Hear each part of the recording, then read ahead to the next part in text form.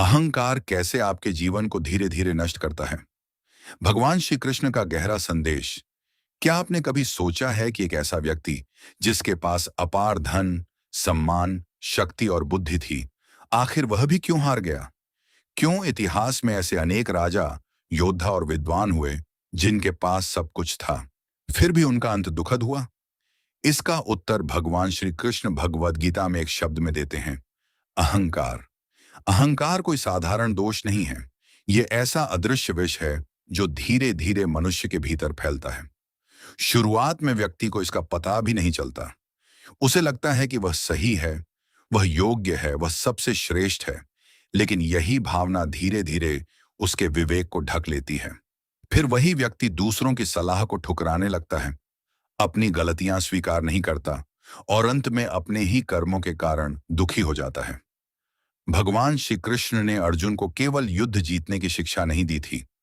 उन्होंने मनुष्य के भीतर चल रहे उस युद्ध को भी समझाया था, जिसमें एक ओर विनम्रता है और दूसरी ओर अहंकार। जो व्यक्ति इस आंतरिक युद्ध में जीत जाता है, वही जीवन में सच्ची सफलता प्राप्त करता है। आज का मनुष्य पहले से अधिक शिक्षित है, पहले से अधिक सुविधाओं से घिरा है, लेकिन उसके भीतर का अहंकार भी पहले से अधिक बढ़ गया है।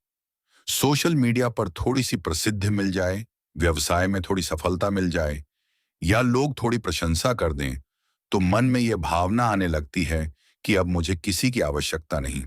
यही वह क्षण है जहां पतन की शुरुआत होती है। श्री कृष्ण कहते हैं कि संसार में जो कुछ भी हमें मिला है, हमारा शरीर, हमारी बुद्धि, हमारी प्रतिभा, हमारा धन और हमारा सम्मान, यह सब स्थायी नहीं है।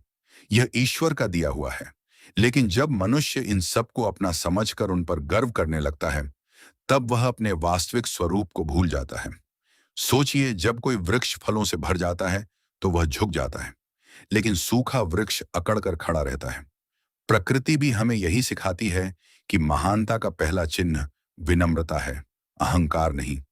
महाभारत में दुर्योधन के पास विशाल सेना थी। उसके साथ भीष्म जैसे महायोद्धा, द्रोणाचार्य जैसे गुरु और कर्ण जैसे महान धनुर्धर थे। फिर भी वह हार गया। क्यों? क्योंकि उसने अपनी शक्ति पर इतना घमंड कर लिया था कि उसे सत्य दिखाई देना बंद हो गया। भगवान श्री कृष्ण स्वयं शांति का प्रस्ताव लेकर गए, लेकिन दुर्योधन का अहंकार इतना बड़ा था कि उसने उसे भी ठुकरा दिया। दूसरी ओर अर्जुन थे। वे भी महान योद्धा थे। यदि चाहते तो अपने ज्ञान और शक्ति पर गर्व कर सकते थे, लेकिन जब वे भ्रमित हुए तो उन्होंने श्री कृष्ण के चरणों में बैठकर कहा, मैं आपका शिष्य हूं, मुझे सही मार्ग दिखाइए। यही विनम्रता उन्हें गीता का अमूल्य ज्ञान दिलाती है। जीवन में भी यही होता है। जो व्यक्ति सीखना बंद कर देता है, उसका विकास रुक जाता है, और जो स्वयं को पूर्ण मान लेता है, वह भीतर से खाली होने लगता है। अहंकार की सबसे बड़ी समस्या यह है कि यह व्यक्ति को उसकी गलती दिखाई नहीं देता। उसे लगता है कि गलती हमेशा दूसरों की है। यदि परिवार में विवाद है तो दोष दूसरों का, यदि मित्र दूर हो गए तो दोष उनका, यदि व्यवसाय में नुकसान हुआ तो परिस्थितियां जिम्मेदार। लेकिन वह कभी स्वयं के भीतर झांक कर नहीं देखता। भगवान श्री कृष्ण कहते हैं कि सच्चा ज्ञानी पहले स्वयं को देखता है। वह अपनी कमियों को पहचानता है और उन्हें दूर करने का प्रयास करता है। यही आत्मज्ञान की शुरुआत है। आज समाज में अधिकांश संघर्ष अहंकार के कारण होते हैं। पति पत्नी के बीच विवाद, भाइयों में झगड़ा, मित्रों में दूरी, कार्यालय में तनाव, इन सब की जड़ में अक्सर यही भावना होती है कि मैं क्यों झुकूं। लेकिन श्री कृष्ण का संदेश बिल्कुल अलग है। वे सिखाते हैं कि जो झुकता है वही वास्तव में सबसे ऊंचा उठता है। झुकना कमजोरी नहीं, बल्कि परिपक्वता का प्रतीक है। यदि हम अपने जीवन से केवल एक दोष को निकाल दें, अहंकार, तो हमारा व्यवहार बदल जाएगा, हमारे रिश्ते बदल जाएंगे, हमारी सोच बदल जाएगी और हमारा जीवन भी बदल जाएगा। लेकिन प्रश्न यह है, क्या अहंकार केवल बड़े लोगों में होता है? नहीं। ये किसी के पास धन हो या ना हो, शिक्षा हो या ना हो, पद हो या ना हो, किसी में भी आ सकता है। कभी ज्ञान का अहंकार, कभी सुंदरता का, कभी धर्म का, कभी शक्ति का और कभी त्याग का भी। इसीलिए भगवान श्री कृष्ण चेतावनी देते हैं कि मनुष्य को हर समय सजग रहना चाहिए। क्योंकि अहंकार बहुत सूक्ष्म रूप में प्रवेश करता है। जब तक व्यक्ति को इसका एहसास होता है, तब तक यह उसके जीवन के कई महत्वपूर्ण हिस्सों को प्रभावित कर चुका होता है। यही कारण है कि गीता केवल युद्ध का ग्रंथ नहीं, बल्कि जीवन को सही दिशा देने वाला प्रकाश है।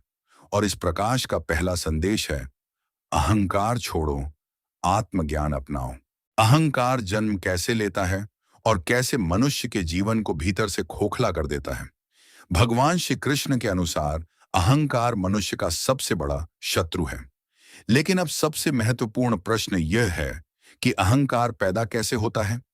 क्या कोई व्यक्ति जन्म से अहंकारी होता है? नहीं, कोई भी मनुष्य अहंकार लेकर पैदा नहीं होता। यह धीरे धीरे परिस्थितियों, सफलता और मन की गलत धारणाओं से जन्म लेता है। जब किसी व्यक्ति को थोड़ी सफलता मिलती है, लोग उसकी प्रशंसा करने लगते हैं, उसका सम्मान बढ़ने लगता है। तब उसके सामने दो रास्ते होते हैं। पहला, वह ईश्वर का धन्यवाद करे और विनम्र बना रहे। दूसरा, वह यह मान ले कि उसकी सफलता केवल उसकी अपनी शक्ति का परिणाम है। यहीं से अहंकार का बीज अंकुरित होता है।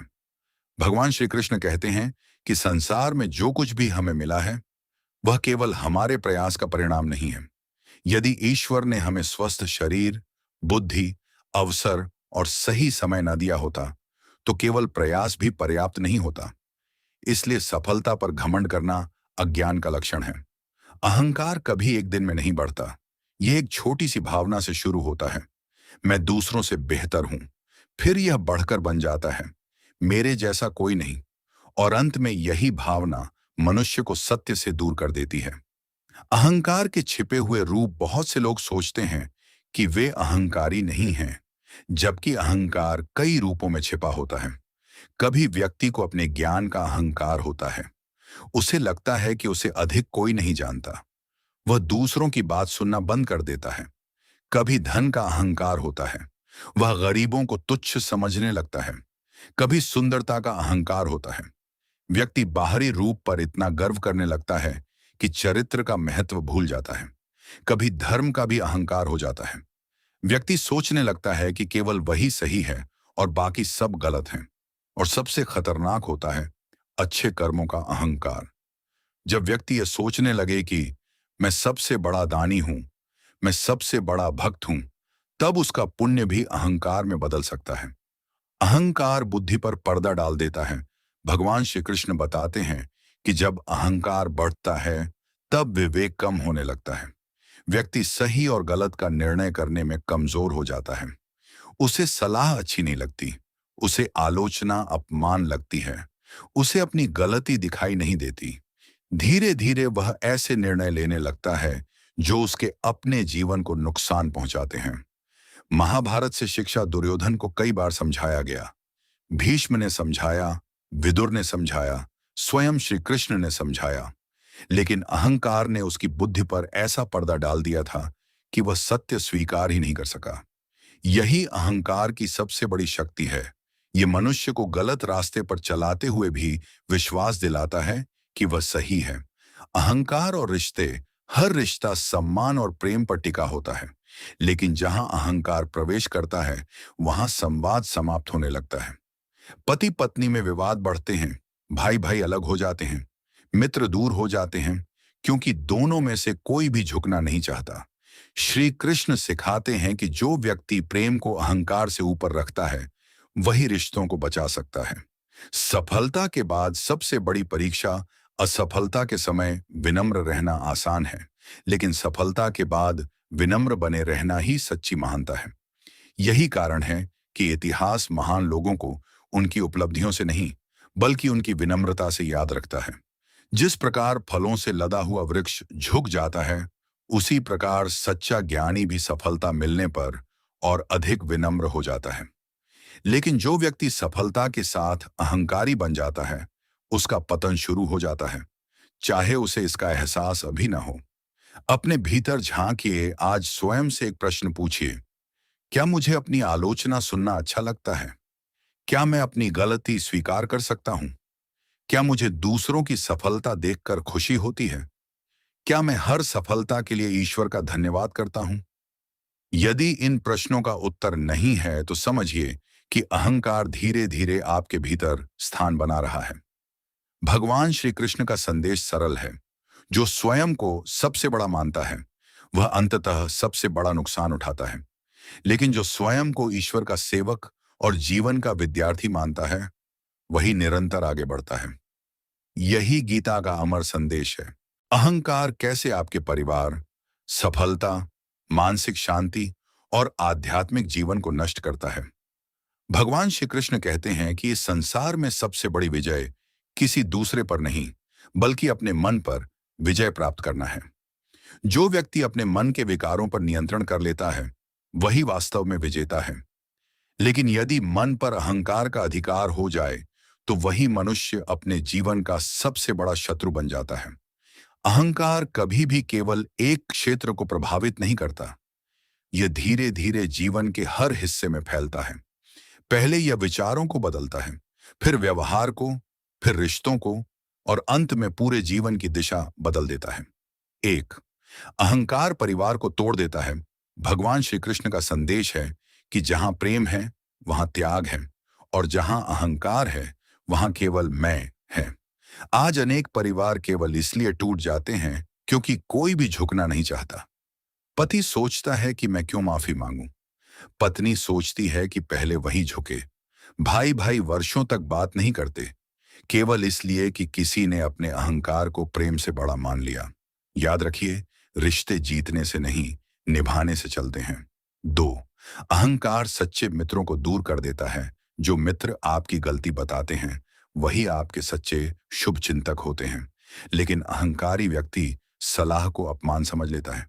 धीरे धीरे उसके आसपास केवल वे लोग रह जाते हैं जो उसकी हर बात पर हाँ कहते हैं। ऐसे लोग संकट के समय साथ नहीं रहते। श्री कृष्ण हमें सिखाते हैं कि सच्चा मित्र वह है जो सत्य कहने का साहस रखता है। तीन, अहंकार सफलता को अस्थायी बना देता है। सफलता प्राप्त करना कठिन है, लेकिन उससे भी कठिन है सफलता के बाद विनम्र बने रहना। इतिहास गवाह है कि अनेक साम्राज्य तलवार से नहीं, अहंकार से नष्ट हुए। जब मनुष्य यह मान लेता है कि अब उसे कोई हरा नहीं सकता, तभी उसका पतन आरंभ हो जाता है। श्री कृष्ण का संदेश है, हर सफलता को ईश्वर का प्रसाद समझो, अपना अधिकार नहीं। चार, अहंकार मानसिक शांति छीन लेता है। अहंकारी व्यक्ति हमेशा तुलना करता रहता है। उसके पास मुझसे अधिक धन क्यों है? लोग उसकी प्रशंसा मुझसे अधिक क्यों करते हैं? मुझे वह सम्मान क्यों नहीं मिला? ऐसे प्रश्न मन को अशांत कर देते हैं। तुलना से ईर्ष्या पैदा होती है, ईर्ष्या से क्रोध और क्रोध से विवेक का नाश। इसलिए श्री कृष्ण संभव का उपदेश देते हैं, दूसरों से तुलना मत करो, अपने कर्तव्य पर ध्यान दो। पांच, अहंकार आध्यात्मिक प्रगति रोक देता है। भगवान के पास वही पहुंचता है जो झुकना जानता है। जिस पात्र में पहले से पानी भरा हो उसमें नया जल नहीं डाला जा सकता। उसी प्रकार जो मन अहंकार से भरा है उसमें ज्ञान प्रवेश नहीं कर सकता। अर्जुन को गीता का ज्ञान इसलिए मिला क्योंकि उन्होंने स्वयं को शिष्य बनाया। यदि वे अहंकार में रहते तो यह दिव्य ज्ञान कभी प्राप्त नहीं होता।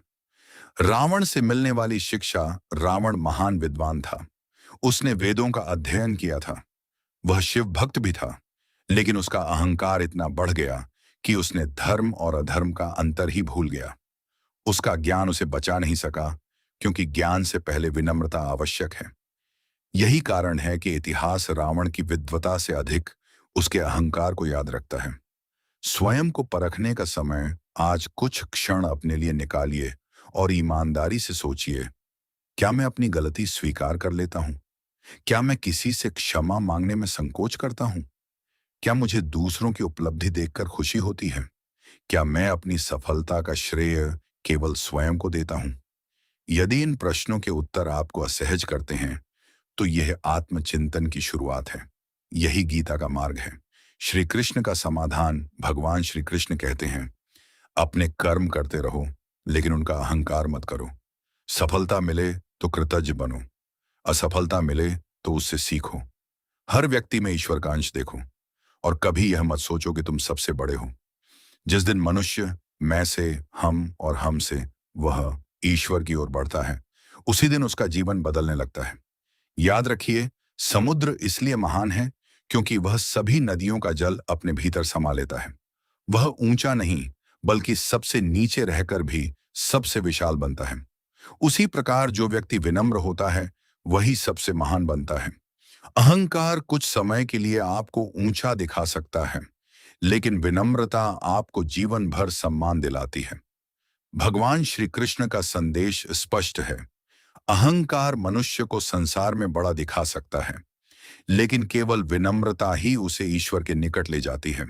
भगवान श्री कृष्ण के अनुसार अहंकार से मुक्ति का मार्ग, यदि अहंकार मनुष्य का सबसे बड़ा शत्रु है, तो प्रश्न यह है कि उससे मुक्ति कैसे मिले। भगवान श्री कृष्ण केवल समस्या नहीं बताते, बल्कि उसका समाधान भी देते हैं। गीता हमें सिखाती है कि अहंकार को बलपूर्वक नहीं मिटाया जा सकता। उसे केवल ज्ञान, विनम्रता, सेवा, भक्ति और आत्मचिंतन से समाप्त किया जा सकता है। जब मनुष्य समझ लेता है कि इस संसार में कुछ भी स्थायी नहीं है, तब उसके भीतर का घमंड अपने आप कम होने लगता है। पहला उपाय, स्वयं को कर्ता नहीं, निमित्त माने। भगवान श्री कृष्ण अर्जुन से कहते हैं कि मनुष्य को अपने कर्म अवश्य करने चाहिए, लेकिन यह नहीं सोचना चाहिए कि सब कुछ उसी के कारण हो रहा है। सोचिए, यदि ईश्वर एक पल के लिए हमारी सांस रोक दें, तो हमारा धन, पद, प्रसिद्धि और शक्ति किसी काम की नहीं रहेगी। फिर अहंकार किस बात का। जब भी सफलता मिले, अपने मन से कहिए, यह केवल मेरी शक्ति नहीं, ईश्वर की कृपा भी है। यही भावना अहंकार को जन्म लेने से रोकती है। दूसरा उपाय, प्रतिदिन आत्मचिंतन करें। रोज रात को सोने से पहले 5 मिनट स्वयं से पूछिए, क्या मैंने आज किसी का दिल दुखाया? क्या मैंने किसी को छोटा समझा? क्या मैंने अपनी गलती स्वीकार की? क्या मैंने किसी की सफलता से ईर्ष्या की? यदि उत्तर हाँ है, तो अगले दिन उसे सुधारने का संकल्प लें। जो व्यक्ति स्वयं का न्याय करना सीख जाता है, उसे संसार के न्याय से डर नहीं लगता। तीसरा उपाय, सेवा का भाव रखें। भगवान श्री कृष्ण का संदेश है कि सेवा मनुष्य के अहंकार को पिघला देती है। जब हम किसी भूखे को भोजन कराते हैं, किसी दुखी की सहायता करते हैं या बिना किसी स्वार्थ के किसी का भला करते हैं, तब हमारे भीतर विनम्रता जन्म लेती है। सेवा हमें याद दिलाती है कि हम केवल लेने के लिए नहीं, बल्कि देने के लिए भी इस संसार में आए हैं। चौथा उपाय, हर व्यक्ति में ईश्वर का अंश देखें। यदि आप हर व्यक्ति में ईश्वर का अंश देखेंगे, तो किसी का अपमान नहीं कर पाएंगे। तब न किसी से घृणा होगी और न ही किसी पर घमंड। यही गीता की दृष्टि है। सब में एक ही परमात्मा का वास है। पांचवां उपाय, मृत्यु का स्मरण। यह सुनने में कठिन लग सकता है, लेकिन श्री कृष्ण हमें जीवन की नश्वरता का बोध कराते हैं। जो आज हमारा है, वह एक दिन यहीं रह जाएगा। धन, पद, शरीर, प्रसिद्धि, सब कुछ यहीं छूट जाएगा। साथ जाएगा तो केवल हमारा कर्म। जब यह सत्य हृदय में उतर जाता है, तब अहंकार टिक नहीं पाता। श्री कृष्ण का अंतिम संदेश, भगवान श्री कृष्ण हमें डराने नहीं, जगाने आए थे। वे कहते हैं, जीवन का उद्देश्य केवल धन कमाना नहीं है। जीवन का उद्देश्य केवल प्रसिद्ध होना नहीं है। जीवन का उद्देश्य अपने भीतर छिपे दिव्य स्वरूप को पहचानना है। और यह पहचान तभी संभव है जब मैं का पर्दा हटे। एक छोटी प्रेरक कहानी। एक बार एक महान संत नदी के किनारे बैठे थे। एक धनी व्यक्ति उनके पास आया और बोला, मेरे पास बहुत धन है, लोग मेरा सम्मान करते हैं, लेकिन मुझे शांति नहीं मिलती। संत मुस्कुराए और उसे नदी के किनारे ले गए। उन्होंने कहा, इस नदी को देखो। धनी व्यक्ति बोला, क्या देखूं? संत ने कहा, नदी हमेशा नीचे की ओर बहती है, इसलिए वह सबकी प्यास बुझाती है। यदि वह पहाड़ की तरह ऊंचा बनने का अहंकार करती, तो कभी किसी के काम नहीं आती। फिर संत बोले, मनुष्य भी तब तक महान नहीं बन सकता जब तक वह विनम्र नहीं बनता। उस व्यक्ति की आंखों में आंसू आ गए। उसने उसी दिन से अपने जीवन में विनम्रता अपनाने का संकल्प लिया। अंतिम प्रेरणा, यदि आपके पास धन है तो विनम्र बनिए। यदि आपके पास ज्ञान है तो और अधिक विनम्र बनिए। यदि आपके पास शक्ति है तो उसका उपयोग दूसरों की रक्षा के लिए कीजिए। यदि आपके पास सफलता है तो उसे ईश्वर का आशीर्वाद मानिए। याद रखिए, अहंकार कुछ समय के लिए लोगों को प्रभावित कर सकता है, लेकिन विनम्रता जीवन भर लोगों के हृदय में स्थान बनाती है। भगवान श्री कृष्ण का संदेश आज भी उतना ही सत्य है जितना कुरुक्षेत्र में था। जो व्यक्ति अपने अहंकार पर विजय प्राप्त कर लेता है, वह संसार की सबसे बड़ी विजय प्राप्त कर लेता है। इसलिए आज से एक संकल्प लीजिए, मैं अपनी सफलता पर घमंड नहीं करूंगा। मैं अपनी गलतियों को स्वीकार करूंगा। मैं हर व्यक्ति का सम्मान करूंगा। मैं स्वयं को ईश्वर का निमित्त मानकर कर्म करूंगा। और मैं हर दिन अपने भीतर के अहंकार को कम करके विनम्रता की ओर एक कदम बढ़ाऊंगा। यही गीता का सार है। यही श्री कृष्ण का संदेश है। और यही एक सफल, शांत और आनंदमय जीवन का मार्ग है। हरि AUM तत्सत।